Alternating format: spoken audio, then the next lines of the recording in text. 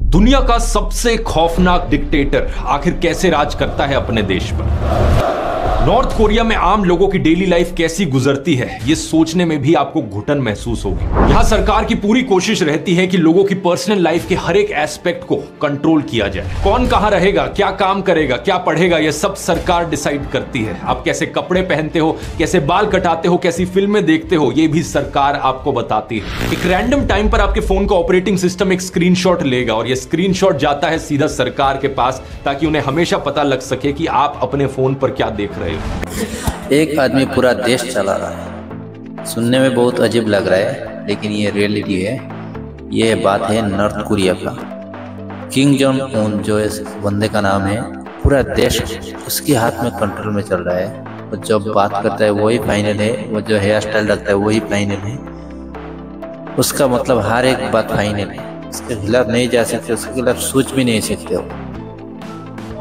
ये वीडियो में हम बात करेंगे और दिखाएंगे भी नॉर्थ कोरिया का हालत कैसा है।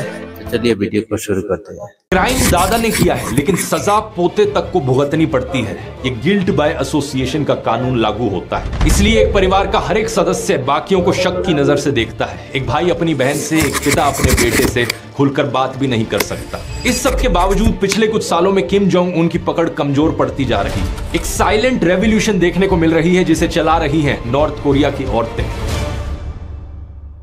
नमस्कार दोस्तों, साल 1981 नॉर्थ कोरिया के पॉलिटिकल प्रिजन कैंप नंबर 14 में एक प्रेग्नेंट औरत को कैद किया गया है।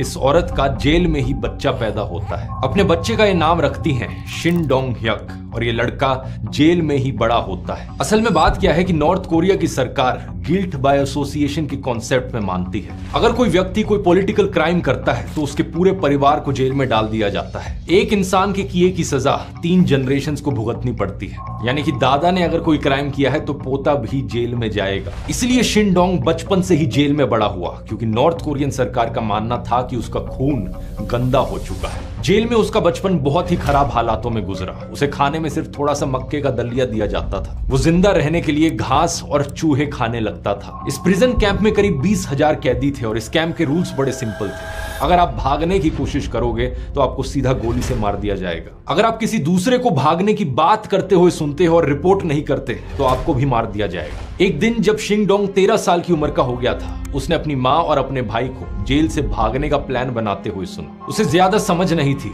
छोटा था, बेचारा भूखा था, तो उसने ये बात जाकर गार्ड्स को बता दी, इस उम्मीद में कि गार्ड्स उसे थोड़ा ज्यादा खाना दे देंगे। इसके 7 महीने बाद सभी कैदियों को ग्राउंड पर इकट्ठा किया जाता है और सबसे आगे शिन डोंग को लाकर खड़ा किया जाता है और उसकी आंखों के सामने प्रिजन गार्ड्स उसकी माँ को फांसी पर चढ़ा देते हैं और उसके भाई को गोलियों से मार देते हैं।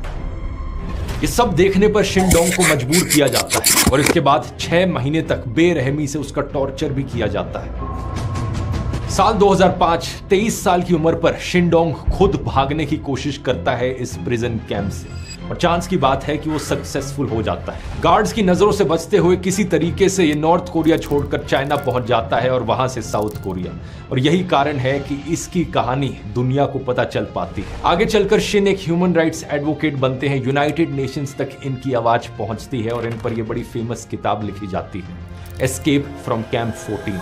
In the Bible, you read about heaven and hell, and where in hell, those have to live amongst the flames.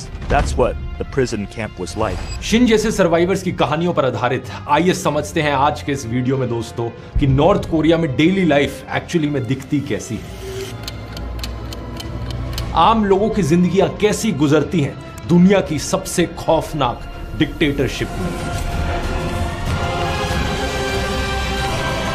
Korea की पॉपुलेशन करीब 2.5 करोड़ लोगों की है। अगर आप इसे नक्शे पर देखोगे तो ये साउथ कोरिया के जस्ट ऊपर मौजूद है। इसके वेस्ट में चाइना का बड़ा देश, और यही नक्शा अगर आप रात के समय में सैटेलाइट इमेजरी के थ्रू देखोगे तो कुछ बड़ी ही अजीबोगरीब चीज आपको दिखाई देगी। चाइना और साउथ कोरिया रोशनी से जगमगाते हुए।